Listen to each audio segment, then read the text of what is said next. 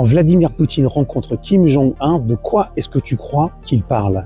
D'immortalité et de richesse. D'immortalité parce qu'ils ont tellement de pouvoir dans leur pays respectif qu'ils voudraient bien que ça dure toujours, et de richesse parce que là aussi, ils sont extrêmement riches. Je te rappelle que Vladimir Poutine, non officiellement, c'est la première fortune mondiale. Pour ce qui est de l'immortalité, ils font confiance à la science. Pour ce qui est de la richesse, ils n'ont aucune solution pour emmener leur richesse avec eux dans la mort.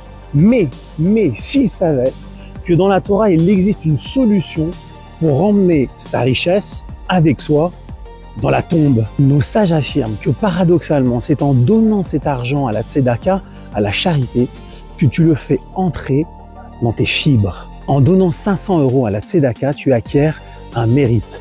Tu as donné 500 € à la charité.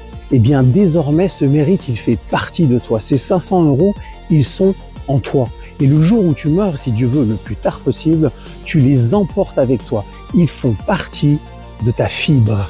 Mais comment donner? À qui donner?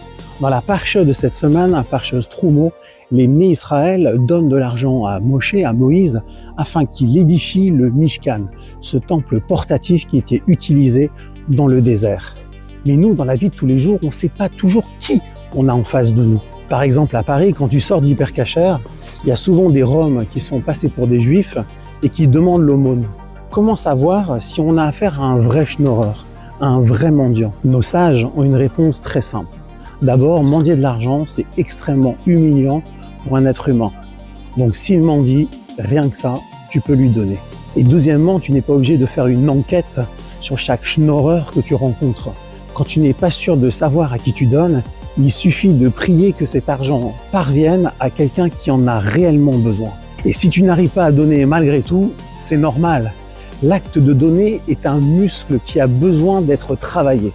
Il suffit de commencer par de petites sommes et ensuite d'augmenter la douleur. Voilà comment Vladimir Poutine et Kim Jong-un pourraient, s'ils le souhaitaient, entrer dans la mort avec toute leur fortune.